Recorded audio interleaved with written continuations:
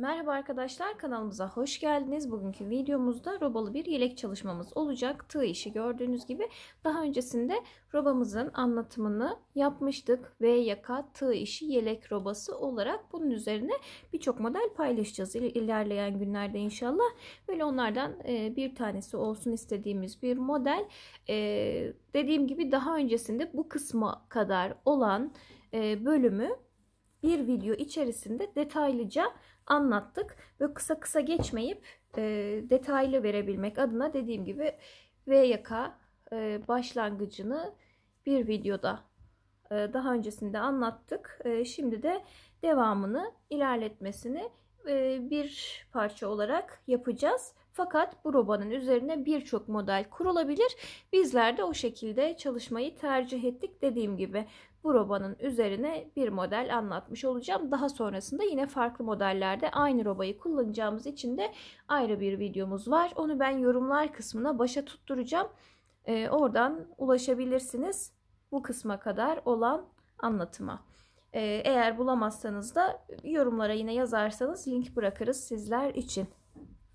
İpim batik ip arkadaşlar. Şöyle orta kalınlıkta ihraç fazlası bir bebe yünü. 100 gramda 250 metre civarı falan kalınlık olarak. 3,5 milimlikte tığ kullanacağım ben bu ipimde. Hemen şöyle sayılarını yine vermiş olayım. Çünkü yapacağınız yaşa göre sayıları orantılı biçimde anlatabilirsiniz. Robayı anlattığım videoda çok daha detaylı bahsediyorum ne şekilde çoğaltacağınızdan. Ben önler için burada ikişer tane trabzan yaptım. Burası kol kısmı. Kolda 2, 4, 6, 8, 10, 12, 14 tane trabzan yaptım. Arka kısımda da 2, 4, 6, 8, 10, 12, 14, 16, 18, 20, 22 tane trabzanımı yaptım. Bu şekilde. Şimdi devam edeceğiz. Kol kesimini yapacağız. Bu sırada ön sırayı aynı doğrultuda ördüm ve bu ilk artırma kısmına, ilk ön ve kolun arasındaki artırma kısmına geldiğimde trabzanımı yaptım. Buraya ben 2 tane trabzan yapacağım burada. Şöyle gösteriyorum. Bakın boşluğun içerisine 2 trabzan yaptıktan sonra burayı tek olarak da artırabilirdiniz. Ama alt gövde kısmı biraz daha geniş olsun isterseniz 2 tane de ikişer tane de yapabilirsiniz boşluğa. Ben yan yana hem bu tarafa gördüğünüz gibi hem de bu taraftaki şuradaki kol trabzanını geçtim. Kol ile arka kısmın arasındaki artırmaya da 2 tane trabzan ekledim. Sonrasında ilk trabzanın tepesinden hemen batıyorum. Trabzanımı yapıyorum. Üçlü trabzanla ilerliyorum arkadaşlar. Ve her trabzanın üstüne bir trabzan yaparak yine artırma kısmına kadar ilerleyelim.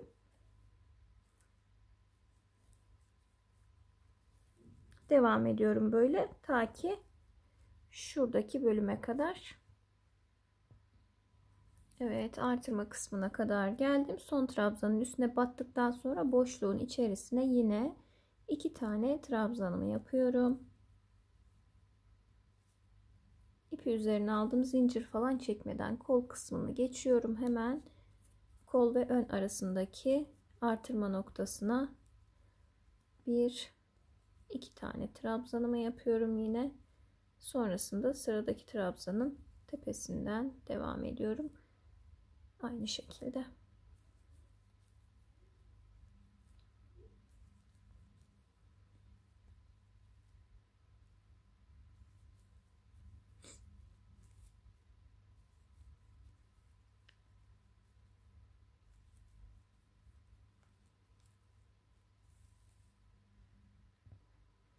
Sıranın sonuna kadar geldim.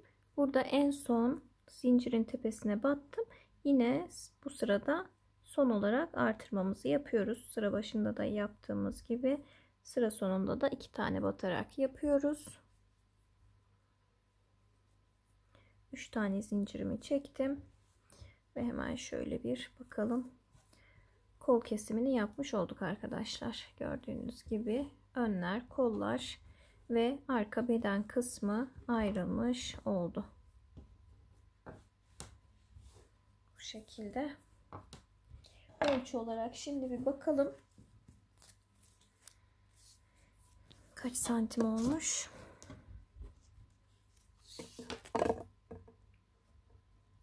Şu şekilde 26,5-27'ye yakın şu noktada. Tam 1 yaş ölçüsü arkadaşlar. 1-2 yaş arası rahatlıkla giyilebilir. 6 aydan sonra ve 1,5-2 yaşına kadar dediğim gibi rahat giyilebilir. Bebeğin gelişimine göre değişebilir tabii ki bu. Ama tabloda tam 1 yaş ölçüsüne tekabül ediyor. 26 ila 28 santim arası bizim yeleğimizde o ölçüde olacak. Şimdi model kısmına geçeceğiz. 3 tane zincirimizi çekmiştik. İpi üzerine alıyorum. Hemen kenar kısmındaki ikinci trabzandan. Dibine batmıyorum bu defa çünkü artırma yapmayacağım. Yanındakinden devam ediyorum. 1, 2, 3, 4, 5. Şöyle kenar kısmında hemen göstermek istiyorum. Şuradaki kenar kısmının genişliği ne kadar olsun isterseniz, bu 5 tane olabilir, 6 tane olabilir, 4 tane olabilir. Tercihinize göre ayarlayabilirsiniz. 5 trabzan benim için yeterli diye düşünüyorum. Ben kenar kısmında 5 trabzan ilerleteceğim. İpi üzerine aldım. Burada hemen sıradaki trabzanın tepesinden sayalım. 1, 2, 3.'ye batıyorum. 3. trabzanın içinden ilmeğimi çıkardım. 1, 2, 3 defa da çıkararak yine trabzanımı yaptım. İpi üzerine aldım. Aynı kısma, aynı noktaya batıyorum. İkinci kez yine bir tane daha trabzan yapıyorum. İpi tekrar üzerine aldım. Bu defa şöyle arka tarafından geçiyorum. 2 tane trabzan atlamıştık ya. İlkinin içerisinden bir ilmek çıkardım. Evet, tığımdan bütün ilmeklerim çıktı. Tekrar takıyorum. Şöyle bir tane ilmeğimi ördüm. İkinciyi bu şekilde ve üçüncüyü de çıkardım. Yine üçlü trabzanımı yaptım. Arka kısımda kalacak şekilde oluyor. Hemen tekrar ipi üzerine aldım. 1, 2, üçüncüye aynı şekilde 2 tane trabzan yapıyorum.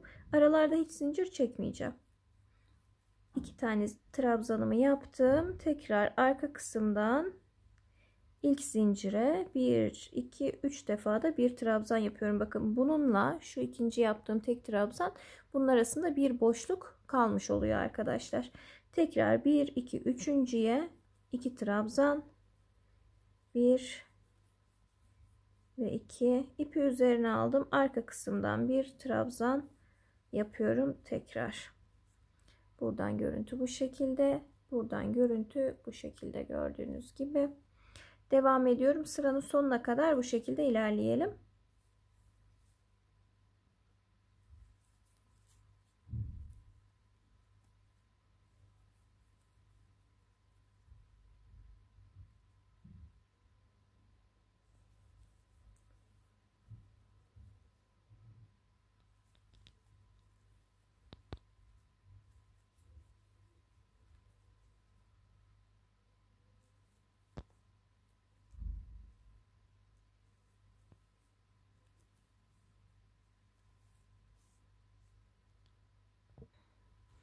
Evet, şöyle geldim arkadaşlar, hemen en son burada battıktan sonra bir hesap yapalım. Şu 3 kısmı da yapmış olsam burada 4 tane trabzanım kalacak. 4 trabzan kenar kısmı için bir fark etmiş oluyor diğer tarafla. Öyle yapalım. Yoksa hani bir model daha koymasam 7 tane olmuş olacaktı. O çok daha fazla olur diğer tarafa göre. Dolayısıyla hemen bir model daha yapıyorum. Birebir aynı olması şart değil. Asla öyle odaklanmayın. Öyle ayarlamak isterseniz de tabii ki en baştan sayıp ayarlayarak kenar sayısını koyabilirsiniz ama çok da önemli bir detay değil. Zaten düğme ile birlikte hani bir kısmı altta bir kısmı üstte kalacak. Aynı sayıda, eşit miktarda olması gerekmiyor. En azından ben çok takılmıyorum. Sizler eğer illaki aynı olsun, aynı sayıda olsun derseniz de dediğim gibi baştan sayarak ayarlayabilirsiniz. Ya da mesela burada 5 tane bıraktık biz. Burada da hemen dibine bir tane daha ilk sırada artırmamızı yaparız. Aynı kenar kısmında yaptığımız gibi hiç fark edilmez bile. Buradan da 5 tane ilerleriz. Tercih sizin, nasıl isterseniz. Ben de bu şekilde devam etmiş olayım. Geriye dönüyoruz. Trabzanların üzerine ördükten sonra tekrar model kısmına gelmiş oluyoruz. Böylelikle şöyle bir bakalım. Evet, çevirdim. Tekrar ipimi üzerine aldım. Şimdi sıradaki trabzanım, atlıyorum bunu. İkinciyi de atlıyorum. Üçüncünün üzerinden batıyorum. İki tane üçlü trabzanımı yaptım. Bunları yaptıktan sonra ipi tekrar üzerine aldım. Bir alt sırada arkadan almıştık biliyorsunuz. Burada önden alacağım. Şuradaki trabzanımın tepe noktasından bakın şöyle arkadan öne doğru geçiriyorum tığımı. Trabzanımı yapıyorum. Tekrar sardım, hemen zincir falan çekmeden 1 2 üçüncüye battım. Bu noktaya 2 tane trabzan yaptım. İpi üzerine aldım. Tekrar geriye dönüyorum. En baştaki şurada trabzanımı yapıyorum. 2 geriden. Tığın şekline dikkat edelim. 1 2 üçüncü, bakın buraya 1 2 trabzanımı yapıyorum. İpi tekrar üzerine aldım. 1 2 geriye gidip şu boşluktan arkadan öne doğru tığımı çıkarıyorum. İlmeğimi alıyorum ve 1 2 üçlü trabzanımı yapıyorum.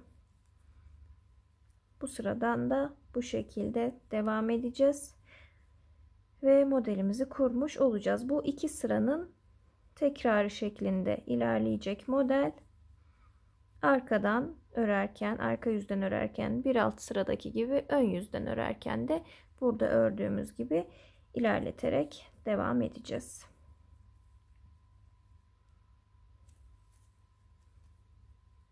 Düz renk iplerle de çok güzel olabilecek bir model. Hatta tek renkli olabileceği gibi iki renkli, üç renkli de yapabilirsiniz. Sıra sıra iki sırayı bir, iki sırayı bir örerek çok daha güzel olabilir. Bu şekilde devam edeceğim ben artık. Ekstra değişebilecek bir detay yok. Kenar kısımlarını, dönüşleri vesaire yaptık. Onun dışında modelimizin ikinci sırasını da yapmış olduk. Bir alt sırada ördüğümüz gibi de bir üst sıraya geçince öreceğiz. İki sırada bir dönüşümlü olarak modelimizi ilerleteceğiz arkadaşlar. Ben şimdi devam ediyorum. Evet, yeleğimiz bu hale geldi arkadaşlar. Genişliğine göre yeterli uzunluğa da ulaştık. Sıranın en sonunda kenar kısımlarında olduğu gibi sadece trabzanla bitirmek istediğimden dolayı burada iki sırada, artık iki sıra üç sıra duruma göre sadece düz örerek yeleğimi tamamlamış olacağım. Orayı şimdi bir birlikte yapalım. Sonra da ben ölçülerini yine vereceğim. Şöyle kenar kısmındaki trabzanları yaptım. Şu noktada da devam edeceğim. Aynı şekilde her trabzanın üstüne bakın, modelli kısmı artık trabzana çevirirken bütün trabzan üstlerine sırasıyla bir trabzan yapacağız. O da bir model için 3 taneye denk geliyor. Şöyle bir modelin üstü bakın sırasıyla birinci trabzan, ikinci trabzan ve üçüncü trabzan. Sonra diğer tarafa geçiyorum aynı şekilde. Ve böyle devam edeceğiz. Sıranın sonuna kadar bütün batış noktalarımızı düz üçlü trabzana çevireceğim. Sonra tekrar her trabzanın üstüne bir trabzan şeklinde bir ya da iki sıra daha yapacağım ve yeleğimi o şekilde tamamlamış olacağım arkadaşlar. Şimdi ben devam edeceğim.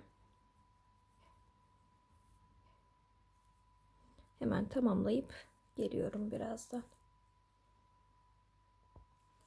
Evet, şöyle kenar kısmına iki sıra trabzanımı da yaptım. Sadece kenar tığlaması kaldı. Ölçü olarak şöyle bir hemen bakmak istiyorum. Hem sıra sayısı olarak hem ölçü olarak başlangıçta zaten başladığımız sayıları vermiştik. 1, 2, 3, 4, 5, 6, 7, 8, 9, 10, 11, 12. sırada robayı kesmişiz. 13'ten sonra kol ayrılmış olarak gövdeye, 13. sıradan sonra gövde. Buradan sonrası da hemen sayalım. 1, 2, 3, 4, 5, 6, 7, 8, 9, 10, 11, 12, 13, 14, 15, 16 sıra model koyduktan sonra 2 sırada toplamda 18 sıra trabzan, yani 2 sıra trabzanla birlikte toplamda 18 sıra olmuş arkadaşlar. Bunu neden verdim? Çünkü 100 gramda 250 metreye göre birazcık daha ince bir ipmiş ipim. Normalde 1-2 yaş olması için planladığım 6 ay ile 1 yaş arası giyilebilecek bir şekilde tam 6 ay ölçülerine uygun oldu. İpim birazcık daha inceymiş. Dediğim gibi sizin de ipinizin inceliğine, kalınlığına göre muhakkak değişecektir. Ben yine ipin metrajını ve sıra sayılarını, ölçülerini net vermiş olayım ki siz de ona göre düzenleme yapabilin diye bunları da vermiş olmak istiyorum. Hemen şöyle beden genişliğine bir bakalım. Kol altlarını tam düzelttikten sonra, yani şuradaki duruşu tam 24 santim beden genişliği oluyor yeleğimizin. 24-26 santimde 6 ay ila 1 yaş arasına tekabül ediyor arkadaşlar. Şöyle 19-20 santime yakın kol evine kadar uzunluğu. Tam arkadan etek ucuna kadar 33 santim olmuş. Burası bir tık uzun. Normal şartlarda modelin bittiği yerde kesilebilirdi ama özellikle bebeklerde ben böyle hep 1-2 sıra fazladan örmeyi tercih ediyorum. Kullanımda daha güzel, daha kullanışlı oluyor. 1 yaşa kadar birazcık daha uzun olması daha kullanışlı, öyle söyleyeyim. Onun dışında beden ölçüsünü verdik, boylarını da verdik. Evet, yeleğimiz bu şekilde. Dediğim gibi 6 ay ila 1 yaş arası kullanılabilecek şekilde. Şöyle son 2 sırayı da trabzanla bitirdik. Şimdi kenar tığlamasını yapalım birlikte. Kenar tığlamasını da yaptıktan sonra zaten tamamlamış olacağız. Evet, şöyle hemen burada bir zincirle geriye döndük zaten. İpi üzerine aldıktan sonra dibini saymıyorum, bulunduğumuz noktayı bir boşluk bırakıp ikinciden batıyorum. 2 ilmeği bir, 2 ilmeği bir çıkarıyorum. İkili trabzanla hemen oluşan boşluğun içinden bir, iki tane sık iğnemi yapıyorum. Biraz önce battığım noktanın yanındakine tekrar sık iğne ile batarak sabitleyip ipi üzerine alıp bir ikinci trabzanın üstünden ilmek çıkarıp tekrar başa dönüyorum ve oluşan boşluktan bir, iki sık iğne, hemen bir yandakine sabitledim, ipi üzerine aldım, bir ikinciye ikili trabzanımı yapıp iki tane sık iğnemi yapıyorum. Bu şekilde devam edip bütün kenarını dolanacağız. Alt kısmı bu şekilde. Zaten diğer kenarlarda uygun biçimde, yani şuradaki boşluklara da uygun aralıklarda kasmadan, marullamadan batmak önemli. Duruma göre ayarlayabiliriz orayı da. Evet, bu şekilde ilerleyerek devam edeceğim. Bütün etrafını dolanıp başladığım noktaya geldiğimde bitirmiş olacağım. Haricen kol kenarlarına da yapılabilir. Kenar kısmına yapıyorsanız kol ağızlarına da yapılmasını öneriyorum. Tercihe bağlı olarak hiç tığsız da kullanılabilir tabii ki. Ben şimdi kenar tığımı tamamlayıp geleceğim hemen. Şöyle bir bakalım kapatmadan. Bu şekilde.